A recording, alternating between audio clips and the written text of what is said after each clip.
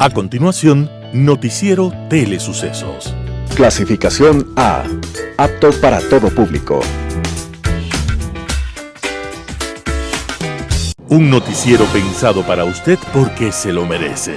Nos acercamos a la realidad desde diferentes perspectivas. Noticiero Telesucesos. Primera parte del Noticiero Telesucesos con las noticias más importantes del día.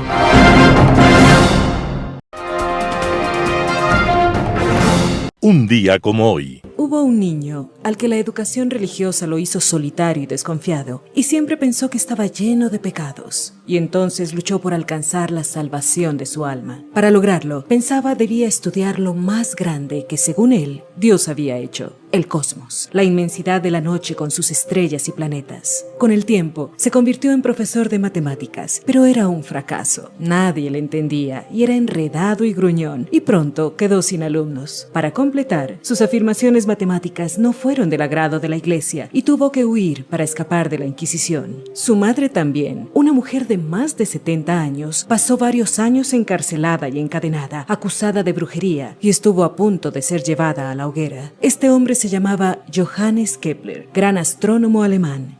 Nunca tuvo dinero, tuvo una precaria salud y su matrimonio no era el más feliz. Y aún así, calculó la órbita de los planetas y su recorrido alrededor del Sol. Todo su equipo era un trozo de hilo y un fragmento de metal en un extremo que sostuvo con un brazo estirado durante muchas horas, muchas noches, a lo largo de muchos años, para poder calcular lo imposible. Con aquel trozo de hilo, Kepler descubrió, por ejemplo, que los planetas giraban alrededor del Sol, no describiendo un círculo, sino una elipse. Estos y otros descubrimientos echaron por tierra afirmaciones equivocadas que se creían ciertas durante más de 2000 años. Kepler estaba muriendo un día como hoy, 15 de noviembre de 1639, y aunque sumergido en la noche de los tiempos y el silencio, los planetas, en su sempiterno movimiento, proclaman su gloria y su talento. Las principales noticias del día.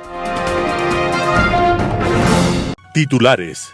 Al menos 6 puntos tendría el acuerdo legislativo entre Revolución Ciudadana, Partido Social Cristiano y ADN. En el caso encuentro, la audiencia de formulación de cargos se adelanta y se realizará en noviembre. Pavel Muñoz indica que el 1 de diciembre Quito tendrá el sistema más moderno de movilidad a su alcance. En política internacional, cumbre árabe en Riad. Los editoriales serán de Rafael Cuesta, 900 días de fracaso, ¿para qué quiso ser presidente? Roberto Aspiazu, Gobierno Millennial. Noticias del día. Al menos 6 puntos tendría el acuerdo legislativo entre la Revolución Ciudadana, el Partido Social Cristiano y ADN. Al menos 6 puntos tendría el acuerdo político al que llegaron el Movimiento Revolución Ciudadana, el Partido Social Cristiano y la Alianza Gobiernista Acción Democrática Nacional de cara a la sesión inaugural de la nueva Asamblea Nacional que se realizará el próximo 17 de noviembre.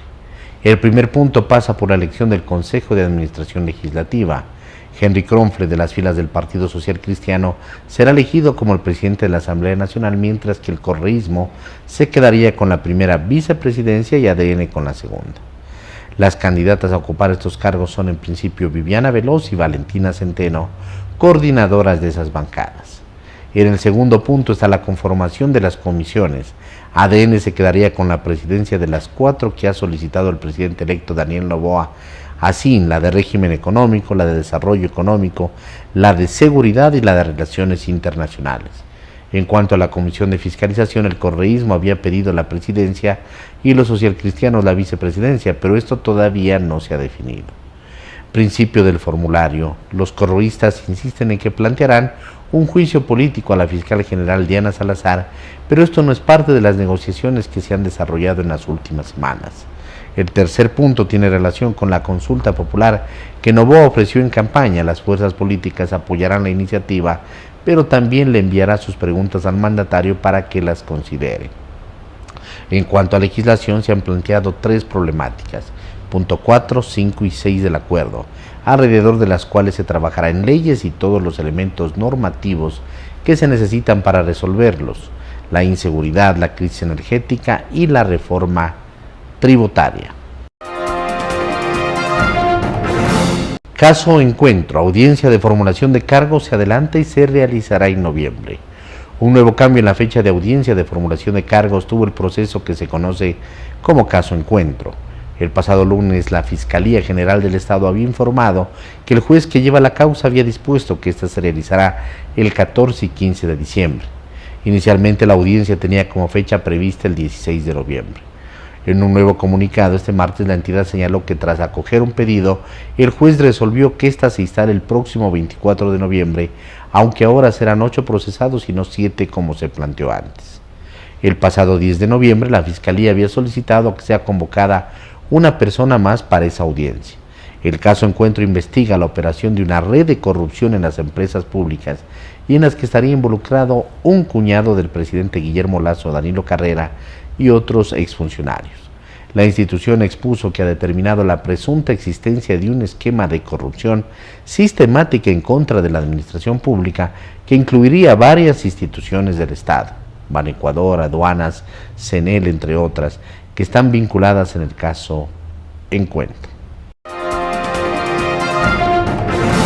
Pavel Muñoz, el 1 de diciembre Quito tendrá el sistema más moderno de movilidad a su alcance. Pavel Muñoz, alcalde de Quito, en el programa Frecuencia Quiteña de este lunes señaló: no vamos a dejar que nada se interponga para la operación del metro de Quito. El 1 de diciembre Quito tendrá el sistema más moderno de movilidad a su alcance. El alcalde se refirió al proceso de renegociación con la empresa operadora del metro EOMMT-SAS, que fue contratada en la administración anterior y cuya operación estuvo suspendida. El equipo de la empresa pública metropolitana Metro de Quito, liderado por su gerente general Víctor Hugo Villacrés, destinó cerca de 500 horas, 150 días, 90 reuniones técnicas, que dio como resultados el ABC de la renegociación. A. Ahorro de 9.8 millones del contrato inicial con una valoración justa y precisa, cálculo con estándares internacionales, verificación de actividades cumplidas, precautelando los recursos de los quiteños, 31% de reducción de la preoperación, tesis que no puede costar lo mismo que la etapa de operación. B. Blanco y negro de lo que debe hacerse como la cultura metro. Se han eliminado las zonas grises para, como autoridad, determinar responsabilidades, multas y sanciones por incumplimiento contractual. C. Cronograma nuevo en el cual se han eliminado las inconsistencias para ser llevado adelante. Adicionalmente, el alcalde solicitó a la ciudadanía generar su cuenta ciudad con la cual se podrá acceder al metro y las distintas formas de pagos de los 45 centavos en taquilla, cajero automático, aplicación, tarjeta ciudad, cédula de ciudadanía.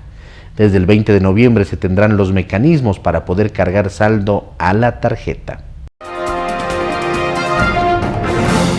Entrevista del día. En Radio Sucesos estuvo Germán Rodas, miembro de la Comisión Nacional Anticorrupción, para hablar sobre la elección de autoridades por parte del Consejo de Participación y Control Social. Escuchemos lo que dijo. Yo creo que hay que poner varios antecedentes a su amplia visión sobre el tema y, a mi modo de ver, adecuada, pero quizás es importante señalar que si no hubiera el Consejo de Participación Ciudadana y Control Social, que le cuesta tanto al país, tiene más de 600 funcionarios, etcétera, estaríamos tal vez logrando formas de designación más adecuadas y pertinentes, porque finalmente el Consejo de Participación Ciudadana es una entidad del Estado que dice que representa a la sociedad civil, lo cual es falso, porque el Estado estatiza a la sociedad civil y asume estos roles de designaciones que nos han dejado ya durante muchísimos años la demostración de que no cumplen con cabalidad estos procesos. El caso del Contralor fue exactamente una demostración de aquello. Fue un concurso con muchos tropiezos, con una gran opacidad, con personas que luego designaron una comisión de selección que subían puntos una mañana, en la tarde volvían a bajar sin interpretaciones adecuadas, que generaron dificultades ellos mismos al concurso. La Comisión Nacional Anticorrupción les pidió la información respecto de este tema, jamás entregaron información, se lo guardaron, lo escondieron. En medio de esta realidad, llegan hacia una final en este concurso, y lo habíamos advertido. Las empresas Odebrecht, entre otras, estaban preocupados por poner su propio contralor. Y yo lo había señalado con nombres y apellidos. Y lo vuelvo a decir, el señor Falconi, el doctor Falconi, que ha trabajado y que es abogado de Odebrecht, era la punta de lanza de esta empresa. Y luego jugaron con otro nombre, la de una señora Vivanco, que ha hecho carrera, pero que ha estado vinculada a Carlos Poli. Fue funcionaria muy cercana a Carlos Poli. Entonces era el colmo que se fabrique un concurso para beneficiar a estas personas o a estas empresas. Finalmente el concurso terminó como terminó, en medio de desaguisados, en medio de problemas, de conflictos. Usted acaba de señalar muy bien, de búsqueda de jueces para que den la vuelta al concurso, y al final han proclamado un resultado, resultado del que tienen que hacerse absolutamente responsables los señores del Consejo de Participación Ciudadana y la Comisión de Selección. Ahora, en ese resultado hay una persona que ha obtenido un puntaje determinado. Ese puntaje determinado no es suficiente para decirnos su trabajo inmediato, solamente un puntaje. Es de esperar, eso sí, que esa persona haga lo que le corresponde, y creo que hay dos frentes abiertos para la tarea.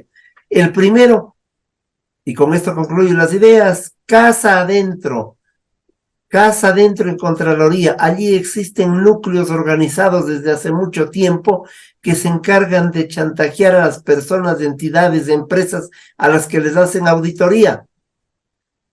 Este mismo núcleo se encarga de limpiar o no las glosas, de arreglar las cosas. Entonces, casa adentro es necesario poner en orden. Estos son núcleos que vienen desde hace varios lustros funcionando. Y hacia afuera, pues evidentemente intervenir a determinadas instituciones. Intervenir, me refiero a hacer el control que le corresponde, las auditorías. El IES que está por construir un nuevo hospital del Teodoro Maldonado, cuando sigue comprando medicamentos e insumos médicos a los núcleos que les ponen con sobreprecios. Al IES, que es una demostración palmaria en este país de la incapacidad, pero de la vorágine para el asalto. Núcleos que asaltan. Otros núcleos que asaltan, los de las empresas públicas, que se dijo que además los iban a traer del cogote, me estoy refiriendo a ese núcleo. Nos ha dicho el ministro de Energía que no hay en Petroecuador auditorías. El Consejo Nacional Electoral, que hace una contratación a dedo y que le falla el sistema del voto en el extranjero y no pasa nada, y que además tuvo una observación de Contraloría para que cambie el software, tampoco contestó nada. De tal manera que es indispensable un Contralor que no tenga compromisos con nadie y que ponga en orden la información y que haga las auditorías a los últimos gobiernos.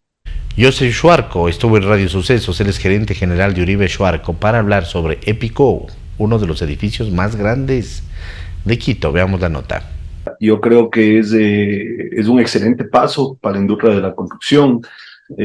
Siempre la construcción depende netamente de los desarrollos que hay, privados y públicos. Entonces, para los desarrolladores inmobiliarios, que son a la final los que dan empleo a las constructoras o construyen ellos mismos, siempre hemos tenido una desventaja en el mercado, porque creo que somos el único sector de la economía que no tiene cómo cruzar el IVA. Entonces, durante años hemos tratado de llegar y pelear como gremio de que se haga alguna solución para que el sector del desarrollo inmobiliario tenga cómo cruzar el IVA, porque pagamos todo con IVA, pero no tenemos cómo cruzar el IVA porque se venden las viviendas, las oficinas, todo cero IVA, ¿no? Claro. Entonces, y subir el IVA a la venta no hace ningún sentido, se vuelven más caros los inmuebles.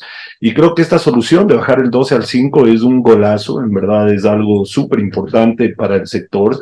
Bajaría los costos, digamos, que tendrían, porque el IVA es directamente un costo para un proyecto al 7%, que es un montón de dinero, ¿no? Entonces, no solo para mejorar los márgenes, sino podría haber más proyectos, vivienda más accesible, y hace total sentido, ¿no? Entonces, a la final, creo que beneficia a todo el mundo, hasta la gente que vende materiales, que también, lógicamente, al comienzo están nerviosos de que cómo van a cruzar el IVA y todo, pero pensando en el futuro y en adelante, no piensan que van a vender mucho más más porque se va a hacer mucho más proyectos, la industria se va a mover, ¿no? Entonces, es algo positivo para todos los que estamos involucrados en el sector de la construcción. De esta noticia, ¿cómo está el sector de la construcción? ¿Qué expectativas tienen para, bueno, el siguiente año? Cuéntanos un poco, Joseph, cómo se ha movido la cosa. Bueno, a la final, el desarrollo inmobiliario siempre tiene sus ciclos. Creo que post-COVID no ha logrado recuperarse, sobre todo aquí en la ciudad de Quito, que no tiene las ventajas que tienen las ciudades de la costa, ya que la costa tiene esta ventaja de tener todo el ingreso de liquidez de las exportaciones no petroleras, que aquí ingresa muy poco a la sierra, ¿no? Entonces, a la final, han tenido diferente dinámica. Nuestro negocio depende mucho del crédito al comprador y también de la liquidez del mercado, ¿no? Porque cuando la gente tiene poder adquisitivo, se lanza a comprar. La intención de compra y el déficit de vivienda siempre existe, sobre todo en las ciudades principales, porque las ciudades siempre crecen, ¿no? Quito, Guayaquil, son ciudades que terminan siendo mercados laborales que tienen mucho apetito de gente para venir a estudiar, centros médicos, y hay más trabajo, ¿no? Entonces las ciudades siempre crecen y siempre hay apetito para la vivienda, ¿no? Pero tiene sus ciclos, y yo creo que estamos ya saliendo del ciclo post-COVID, que se ha alargado. Lógicamente fue una crisis muy compleja para la industria de la construcción, y en otras ciudades del país ya vemos que ha salido, ya sobrepasa la demanda que teníamos en el 2019, pero aquí en Quito está todavía en un curso de recuperación. Pero estamos muy optimistas de que el próximo año, en el 2025, ya se recupere bien la cosa, y nosotros como empresa y otros desarrolladores seguimos apostándole y haciendo proyectos, ¿no? Y como Uribe Schwarzkopf han hecho proyectos muy interesantes, han cambiado un poco la cara a Quito, y bueno, varios proyectos inmobiliarios que han modificado esta arquitectura urbana, como mencionaba, de la ciudad. Y obviamente su presencia pues no pasa desapercibida, se convierten en referentes atractivos que capturan la atención de la gente que está visitando, que está pasando. Y bueno, uno de ellos es el proyecto EPIC o EPIQ, uno de los edificios más grandes de la capital. Sí, muchas gracias. EPIC es un edificio muy especial, y es bueno también hablar de estas obras arquitectónicas porque... Que son como unas obras de arte, ¿no? Al final. Claro, son obras de arte y son subjetivas. No, los gustos son distintos, pero por eso tratamos de cada proyecto que hacemos, sobre todo en el hipercentro, estos edificios de altura, darles una identidad propia para que sea para todos los gustos, ¿no? Hay unos que tienen una arquitectura de concreto brutalista, otros como el EPIC, que es de colores más tradicionales acá de la ciudad, y ese edificio en particular tiene una narrativa muy interesante, que es una arquitectura muy moderna, de un grupo de arquitectos de Copenhague, de Dinamarca, que son súper modernos, súper contemporáneos, pero los colores del edificio son inspirados en los tejados del centro histórico. Entonces, es una mezcla de cómo podemos traer también al modernismo, al mundo contemporáneo acá, a esta ciudad, pero manteniendo también colores de nuestras raíces y de lo que tenemos aquí en la ciudad de la historia, ¿no? Entonces, es muy bonito. Creo que el resultado es espectacular. En mi opinión, es el edificio más bonito que hemos hecho. Eso también es subjetivo, pero creo que es una suma y un valor agregado para todo el hipercentro, y creo que se va a volver un ícono también de la ciudad, y se lo ve ahora, hoy en día, de todo lado cuando lo ves, y es muy bonito el edificio. En Impacto Informativo, Napoleón Santamaría, él es experto tributario, habló sobre la reforma tributaria de Daniel Noboa. Veamos la nota. Efectivamente, o sea, yo creo que a los ecuatorianos en algún lado nos perdimos de decirnos la verdad. Y me comienzo a pensar, ¿verdad?, que hay muchos ahí políticos, etcétera, que comienzan a buscar la cifra perfecta o el concepto perfecto adecuado para obtener el voto o la aceptación de los ciudadanos en el tiempo. Bueno, eso para los políticos. Pero para quienes no estamos en la vida partidista, política, sino en el análisis de la cosa pública del país, yo creo que hay que decirnos la verdad. Punto uno. Vamos a cerrar con déficit. ¿Cuánto? Al inicio era 2.700, al inicio del año, ¿no? Y el ministro de Finanzas nos dijo que va a bajar y ojalá lleguemos a menos de 2.000. Eran unas noticias alegadoras. Bueno, 2.800 era una cifra que él lanzó hace unas 3 semanas. O más bien que mantiene, la verdad es que todos los economistas, especialmente el observatorio, habla de más de 5.000 millones de dólares de déficit fiscal, con casi 1.700 millones de deudas por pagar, represadas porque no hay la plata para pagar, y no la dará rápidamente para pagar 1.700 millones. Hasta 8.000 millones están señalando algunos. Y bien tu acotación, porque ya hablan muchos de que podría llegar a 8.000 millones, ¿no? Una cosa bastante Una desmedida. barbaridad. ¿Respecto a qué? Cuando se estudia derecho financiero y tributario siempre se dice, miren, una regla que había, no escrita, pero en todas las legislaciones del mundo, es que los déficits no superen el 3% del PIB. Una regla no escrita que los países se trataban de cubrir. Con 8.000 millones ya estamos por más del doble, 7.2, 7.3%. Entonces, una barbaridad. Tema 1.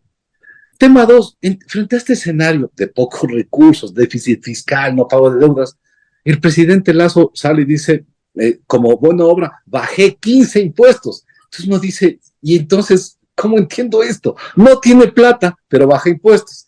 Y ahí Son como comienza, 500 millones de dólares, ¿no?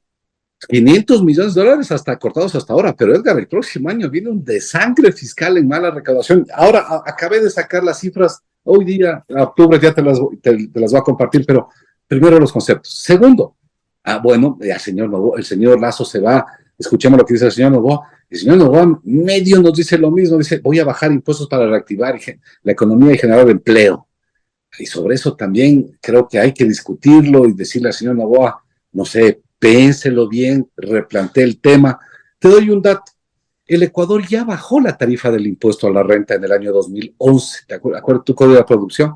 Y la bajó del 25 al 22, primero al 24, después al 23 y terminó en el 22. ¿Cuándo la bajó? En el 2011. Muy bien. ¿Cuál era la tasa de desempleo antes de bajar la tasa? El 5.2%. Eso en el 2010.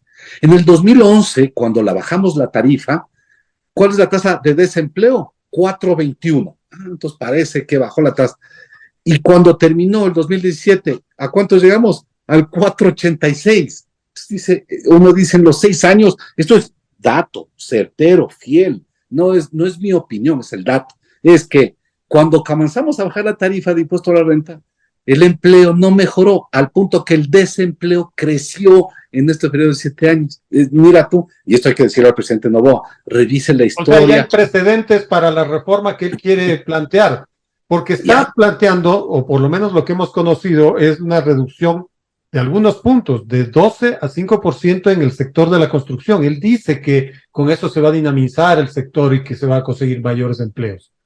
Mira, esa es otra reforma que dice el presidente Noboa, se podría manejar una tarifa ya no del 12, sino del 5, como dice el sector de la construcción. Muy bien, pero recordemos que en el derecho tributario hay un principio de equidad horizontal. A los iguales les trato igual. Entonces, el otro sector, por ejemplo, el sector de medicamentos va a decir, ¿y a mí por qué no? Pues si tengo la misma realidad, ¿por qué se le puede bajar al sector de la construcción? Porque cuando compra hierro, cemento, etcétera, todo con IVA. Pero cuando vende el inmueble está grabado con tarifa cero. Sí, ahí hay una distorsión. Se compra todo con IVA, pero se vende con IVA cero.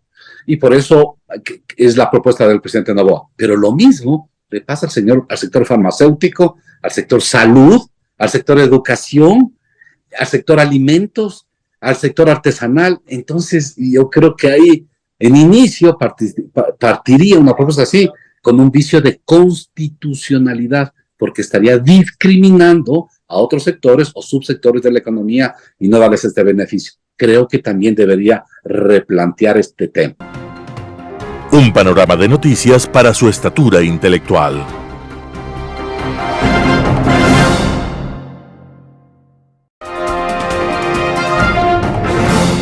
Global Hoy con Alan Catey. Cumbre árabe en Riad.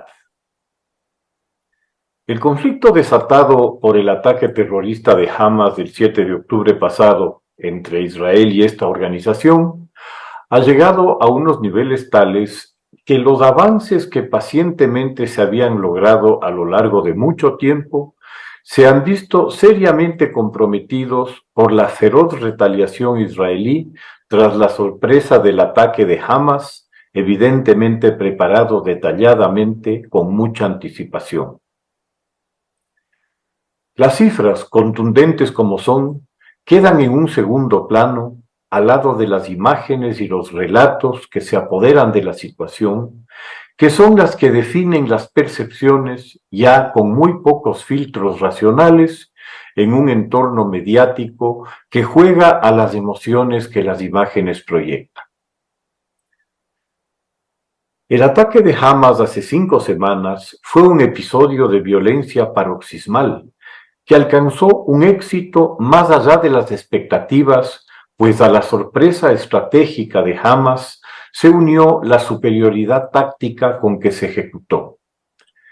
Para todos los fines prácticos, se trató de un raid muy destructivo y brutal que duró 3 días a lo sumo, culminando tras la vil e indiscriminada masacre de 1.400 israelíes, con el secuestro de unos 250 rehenes.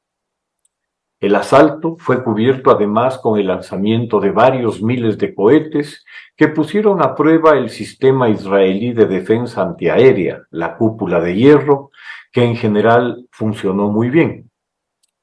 Hasta que Israel logró superar el shock de lo ocurrido y expulsar o eliminar a las fuerzas de Hamas en su territorio, para recién iniciar la penosa tarea de recuperar e identificar a las víctimas, transcurriría otra semana hasta que la maquinaria militar israelí se pusiera en marcha. Esa semana fue de un consternado apoyo a Israel ante claras evidencias de la inhumanidad y odio fanático desplegados por los misilianos de Hamas contra los civiles. En todo el mundo occidental, unánimemente, se condenaron las atrocidades cometidas y se reconoció el derecho de Israel a defenderse de una agresión salvaje. Hasta ese momento, la batalla informática la ganaba Israel por el repudio que las primeras evidencias y atroces imágenes provocaron. Pero las 3 semanas posteriores ya no muestran la barbarie de los primeros días. Ahora vemos a la aviación y a los misiles israelíes devastando la ciudad de Gaza, destruyendo cientos de edificios, con los muertos gazatíes saturando las morgues y los heridos precariamente atendidos en unos hospitales cada vez más desprovistos hasta de lo más elemental. Cientos de miles de personas que tratan de escapar a quién sabe dónde de lo que se ha transformado en un campo de muerte. Los túneles que Hamas ha construido debajo de la ciudad, cientos de kilómetros, no se ven, ni los refugios y centros de comando subterráneos construidos bajo los hospitales y escuelas. Lo que se ve son los edificios destruidos y las personas muertas, heridas o desplazadas. Para efectos mediáticos, la realidad que hoy existe es esa.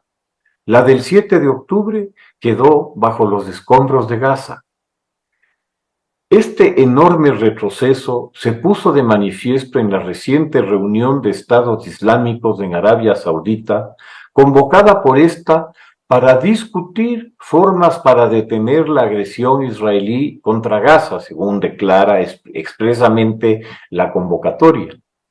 Hace mes y medio, con optimismo se estaba hablando de un próximo establecimiento de relaciones diplomáticas entre Arabia Saudita e Israel dentro del marco de los llamados Acuerdos de Abraham que ya se habían alcanzado entre varios estados del Golfo y del mundo árabe con Israel. Evidentemente, y por mucho tiempo, que sea posible retomar las conversaciones dentro de las actuales circunstancias es muy difícil. Los estados árabes moderados de la región se enfrentan a unas presiones sociales internas muy intensas, pues sus poblaciones naturalmente apoyan a sus correligionarios palestinos ante los ataques israelíes, por lo que quienes han llevado la voz cantante en la reunión han sido los más extremistas, encabezados por Irán, cuyo presidente pisó suelo saudí luego de muchos años de alejamiento y conflicto. Allí está la lectura real del trasfondo que se halla alrededor de los acontecimientos. Para Irán, el acercamiento entre Arabia Saudita e Israel era un riesgo inaceptable, pues conforme el reconocimiento a Israel en el ámbito islámico avanza, su posición extremista, la de Irán, de destruir a Israel, queda cada vez más aislada. El ataque de Hamas y sobre todo la forma en que se lo ejecuta está claramente diseñada para que la reacción y la represalia israelí sea extrema, como en efecto ha sucedido. Adicionalmente, la posición política de Netanyahu, en riesgo ya desde antes del 7 de octubre por el tema del debilitamiento del poder judicial en Israel, que dio lugar a enormes manifestaciones contrarias al proyecto gobiernista, sufrió un irreparable daño tras el incomprensible fallo de todo el aparato de seguridad israelí, enfocado en el momento del ataque en los conflictos que se estaban produciendo en Cisjordania por las acciones de los colonos judíos presionando incesantemente por más y más tierras de los agricultores palestinos, desplazándolos cada día más lejos. Los colonos son la expresión de los radicales judíos sionistas cuyo objetivo es la anexión de Cisjordania y la expulsión de facto de la población palestina. Como esos grupos de extremistas y radicales son los aliados del primer ministro Netanyahu e indispensables para su permanencia en el gobierno, muchos recursos militares y de inteligencia han sido destinados, al parecer, a proteger y apoyar los asentamientos en tierras palestinas, algo que, dadas las circunstancias, es echar gasolina al fuego. Dentro de la lógica de los extremistas de lado y lado, esto puede perfectamente ser parte de un propósito para exacerbar las cosas hasta un punto de no retorno. En cualquier caso, más allá de los muertos y de las tragedias personales de muchos miles de palestinos e israelíes, los resultados que se pueden establecer en lo geopolítico, hasta el momento al menos, hablan de unos errores de cálculo muy graves de Netanyahu, quien creyó que podría alcanzar acuerdos para el reconocimiento de Israel sin dar por su lado un paso, una mínima muestra de flexibilidad y justicia hacia Palestina. Seguramente habrá supuesto que la enemistad y recelo entre los sunitas y chiitas sería el factor decisivo que le permitiría alcanzar sus objetivos. Quien juzgó mejor y mejor jugó sus cartas fue sin duda Irán, que ha consolidado su eje Teherán, Bagdad, Damasco, Beirut, cada día más decisivo en la región. Su control total de los operadores terroristas regionales, Hamas, Yihad Islámica, Hezbollah, las milicias iraquíes y los hutíes en Yemen le proporcionan una gran flexibilidad para acciones encubiertas o de violencia, pudiendo siempre lavarse las manos y clamar inocencia. El haber logrado el descarrilamiento de una normalización de relaciones entre Arabia Saudita e Israel, para ellos bien vale la muerte de 1.400 infieles y de 12.000 mártires palestinos. Por algo, el ajedrez se inventó en Persia hace muchos siglos. Muchas gracias. Editorial. 900 días de fracaso. ¿Para qué quiso ser presidente? Rafael Cuesta, El Expreso. Es una pregunta que me he realizado en innumerables ocasiones después de ver su fracaso. Tengo muchas respuestas en mi mente, pero no puedo escribir todas. Más de una persona exclamará: pero si usted era su amigo y votó por él. Es cierto, y por eso es aún mayor la decepción, por las esperanzas que muchos teníamos en que su gobierno iba a lograr un verdadero cambio a favor de los ciudadanos. Sin embargo, siempre he podido separar las amistades de lo profesional, y en el caso de Guillermo Lasso puedo resumir su gobierno en una simple frase: 900 días de fracaso. No obstante, la pregunta permanece en mi cabeza: ¿para qué quiso ser presidente? Decidí no dejarme llevar por mi instinto y hacer este análisis consultando a colegas periodistas especializados en política y a analistas que son parte de la opinión política del país. Todos coincidieron en que Guillermo Lasso quiso ser presidente para satisfacer su ego. Una buena parte de su vida giró alrededor de la política y quiso demostrarse a sí mismo y a sus amigos y enemigos que podía llegar a la presidencia. Es comprensible.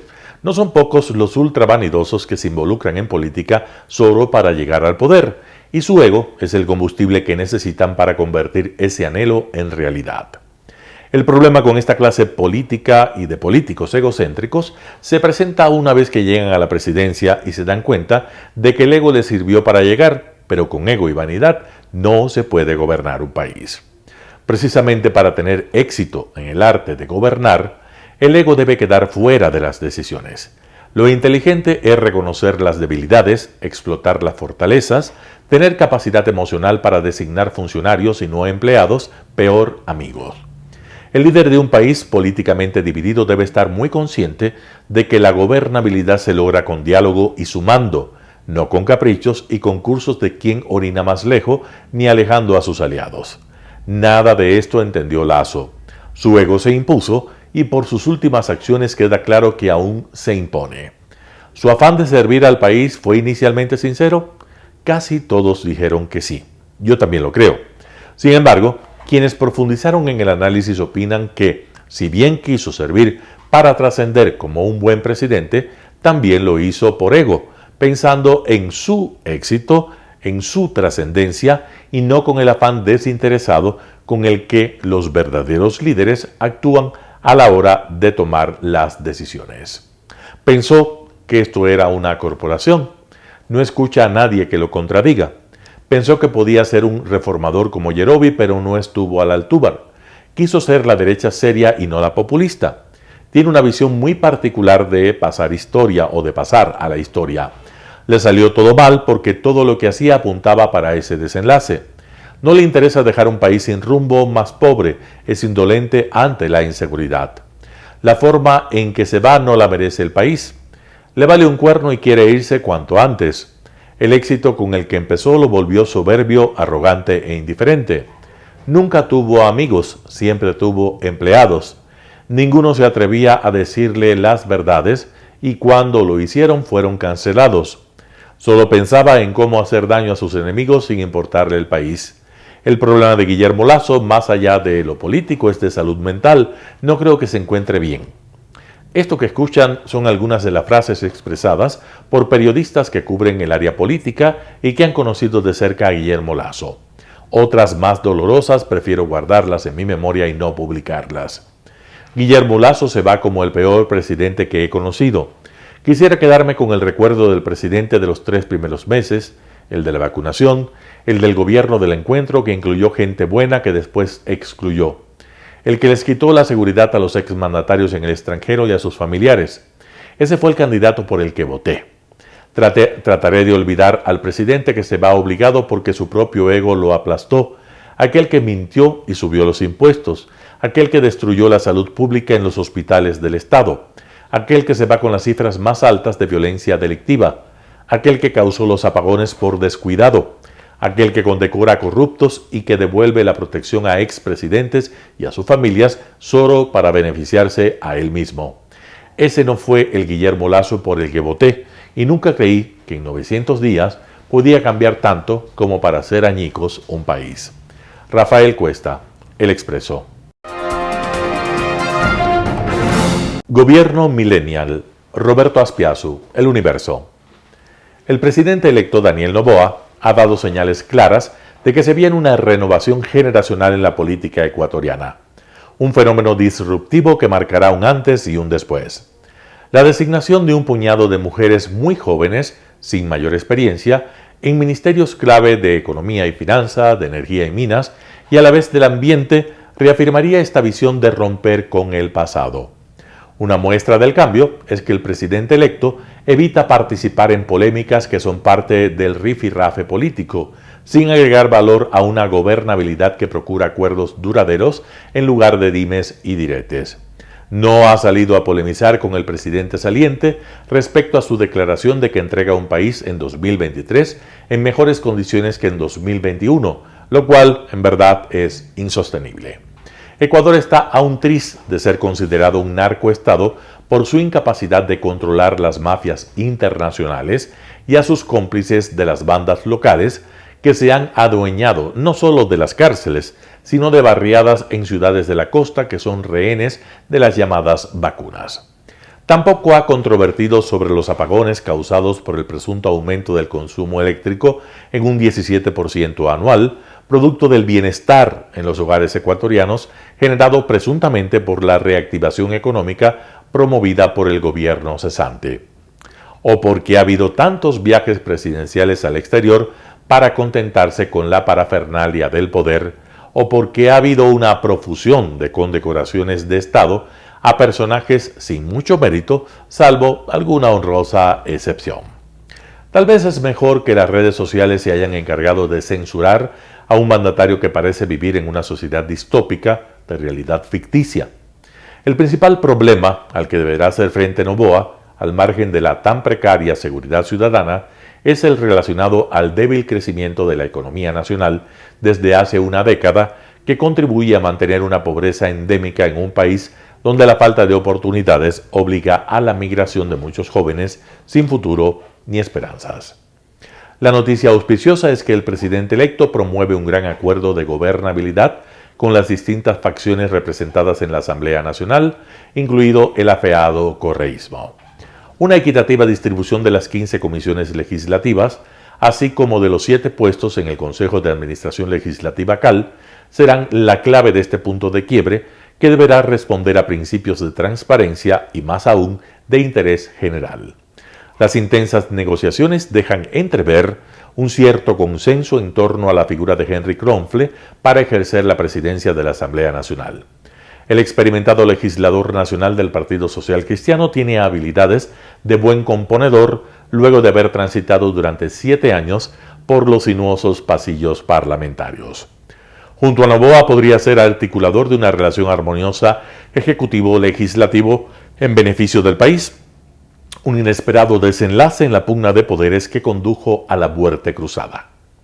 Con mayor razón, si el plan trazado por el gobierno millennial prevé enviar una sucesión de proyectos de ley con carácter urgente, empezando por el denominado Pacto Fiscal, que debería tener sus correlatos de energía y en ambiente.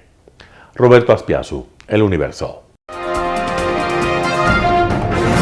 Noticias internacionales. Rusia detiene a la opositora Ksenia Fadeyeva, aliada de Navalny. La activista rusa Ksenia Fadeyeva, aliada del líder opositor encarcelado Alexei Navalny, ha sido detenida por presunto extremismo. Es la última persona que vio a Navalny antes de su envenenamiento con Novichok. Fadeyeva, que se enfrenta ahora hasta 12 años de cárcel, pidió en 2020 que se abriera una investigación criminal contra los servicios secretos rusos. Navalny, que cumple ahora 30 años de cárcel y ha condenado la campaña militar rusa en Ucrania, acusa al presidente Putin de ordenar su asesinato.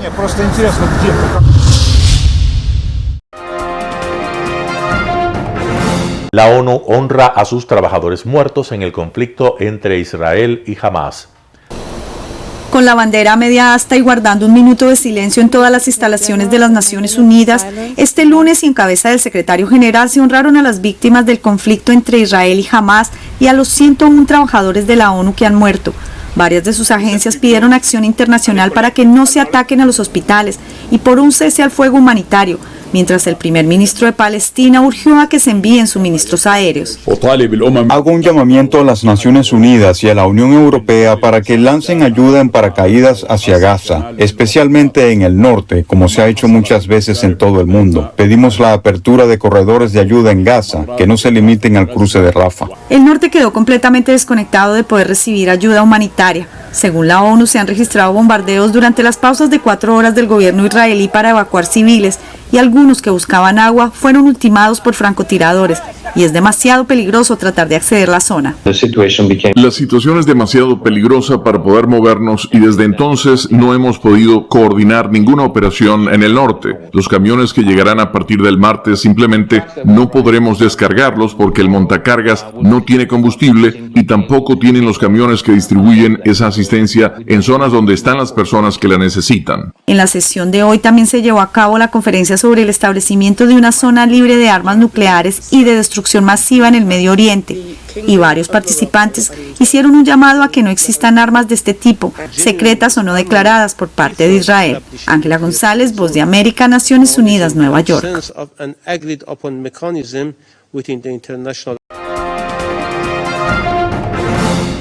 Llamamiento a la lucha internacional contra las minas antipersona. Las minas antipersonas siguen siendo armas de guerra y causando graves daños a personas y comunidades, a pesar de que han pasado más de 2 décadas desde la adopción del histórico Tratado de Prohibición de Minas. Se ha publicado un informe del Monitor de Minas Terrestres encargado por la Campaña Internacional para la Prohibición de las Minas Terrestres, en el que se analiza el alcance de su uso y quiénes siguen utilizándolas. El año pasado casi 5.000 personas murieron o resultaron heridas por minas terrestres, muchas de ellas son niños. Los artefactos explosivos matan y causan graves heridas a personas durante los conflictos y mucho tiempo después de ellos. Se colocan encima o debajo del suelo y explotan por la proximidad o el contacto de una persona. Los niños juegan o incluso trabajan en campos que pueden estar minados. Así, no es de extrañar que corran un alto riesgo. El mayor número de víctimas se registró en Siria, Ucrania, Yemen y Myanmar, antigua Birmania. Las minas antipersonas suelen colocarse a mano, pero también pueden ser lanzadas desde aviones, cohetes o vehículos especializados. Las minas terrestres sin explotar destruyen medios de subsistencia, impiden el uso de la tierra e interrumpen el acceso a servicios esenciales en más de 60 países y territorios. Entre los países más afectados por las minas se encuentran Afganistán, Bosnia-Herzegovina, Camboya, Croacia, Etiopía, Irak, Turquía y Ucrania. La Campaña Internacional para la Prohibición de las Minas Terrestres pide la adhesión universal al Tratado de Prohibición de Minas y su plena aplicación, incluida la destrucción y retirada de todas las minas terrestres antipersona.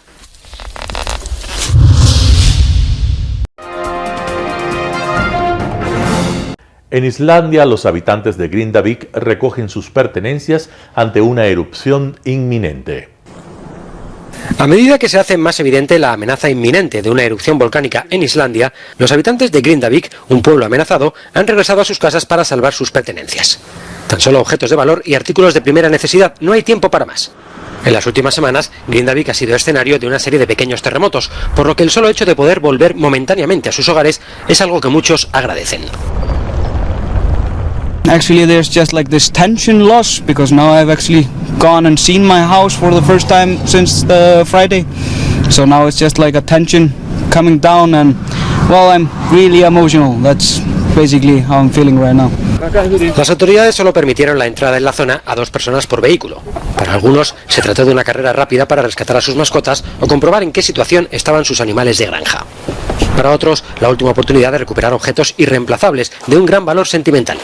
Y es que nadie sabe a ciencia cierta cuándo podrán volver a sus hogares, ni tampoco lo que quedará de ellos cuando lo hagan. Ahora mismo, la naturaleza manda.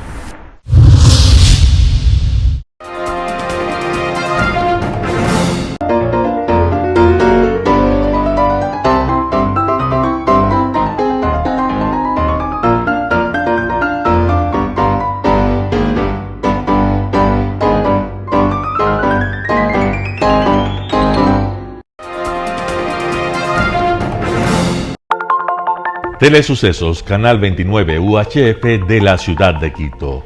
Un canal de televisión abierta, siempre inédito, para una audiencia especial. Somos cultura, educación, salud, opinión calificada, normas de vida.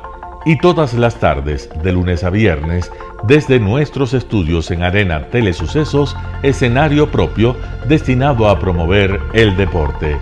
En tiempo real, usted y su familia, en su televisor, desde la comodidad de su hogar, disfrutarán de los partidos, eventos, campeonatos que realizamos diariamente de ecuavóley, básquet, box, lucha libre, cachascán, gimnasia, artes marciales, tenis de mesa, fútbol sala, transmisiones en vivo de los principales partidos de fútbol barrial y colegial.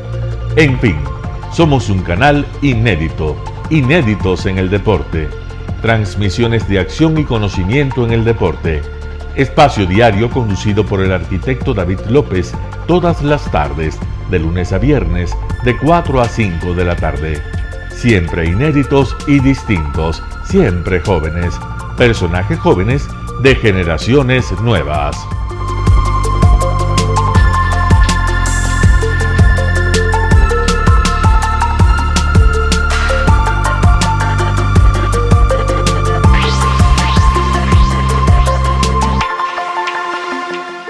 El término arena dejó tiempo atrás de ser sinónimo de muerte.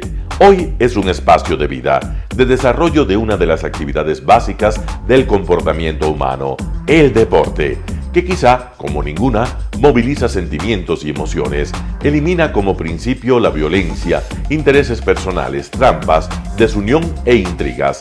El deporte, con sus valores, solo deberá entregar mensajes de bien para mejorar las actuales estructuras sociales y políticas en deterioro en las que vive nuestro país.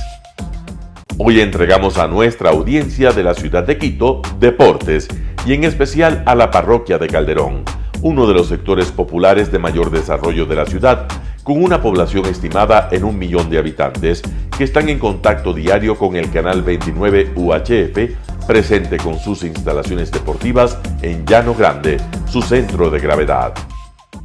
Telesucesos, desde nuestro estudio principal y en el de Arena Telesucesos, es el único medio de televisión que transmite de lunes a viernes 4 horas diarias de diversos eventos y novedades deportivas: el ecuavóley, básquet, tenis de mesa, halterofilia, taekwondo, esgrima, box, cachascán, gimnasia olímpica. Pueden ser observados en Canal 29 UHF y en todas las redes sociales en su televisión, sin ningún costo, desde la comodidad de su hogar, en nuestro canal y en las redes sociales. Arena Telesucesos es el escenario en donde el deporte tiene vida. Nuestros invitados y jugadores están en la cancha junto a usted y como nunca antes en la pantalla de su televisor, acercándole a un espectáculo inolvidable de luz, color y fiesta. Por fin usted encuentra el deporte que practica y que nunca es transmitido ni considerado por otros medios de comunicación con la importancia que nosotros le damos. El ecuavóley es el gran protagonista en una cancha con todos los estándares y comodidad para su práctica. Es el único deporte ecuatoriano con partida de nacimiento ecuatoriana. Somos inéditos, nos acercamos al deporte popular de nuestra gente que comparte nuestros esfuerzos. En Arena Telesucesos, aparte del atractivo de los eventos deportivos que transmitimos con nuestra señal a los televisores de su hogar, también entregamos muchos de los valores que encierra el deporte y en especial privilegiamos nuestra identidad nacional en el ecuavóley, jerarquizando su presencia como el deporte con partida de nacimiento en nuestro país. Telesucesos no solo entrega en su programación de deportes un espectáculo, sino que impulsa, privilegia y exige a quienes participan que sean parte de los valores y méritos que el deporte encierra: esfuerzo, superación, perseverancia, respeto, solidaridad, compañerismo, disciplina, puntualidad, sana competencia, honradez en la cancha y fuera de ella. La práctica deportiva siempre generará beneficios positivos para su cuerpo y entregará salud estable, pero refuerza además la identidad personal y premia siempre el éxito conseguido. Estamos entregando a nuestra ciudad con Arena Telesucesos un esfuerzo más de un medio que es fiel a su identidad y que a través de sus contenidos de salud, cultura, opinión calificada y ahora deportes, pretende difundir lo que, aparte del entretenimiento, requiere nuestra gente. Lo hasta ahora realizado está hecho con mucho esfuerzo, pasión y el entusiasmo de nuestra parte, de nuestros empleados, trabajadores y pequeños empresarios que creen en nuestras motivaciones. Hemos dado los primeros pasos para este proyecto que seguiremos haciéndolo gracias a ustedes. Telesucesos, el canal de televisión siempre inédito. El noticiero Telesucesos es retransmitido de lunes a viernes a las 7 horas por Radio Planeta Sur 106.1 FM de la ciudad de Loja. Noticiero Telesucesos.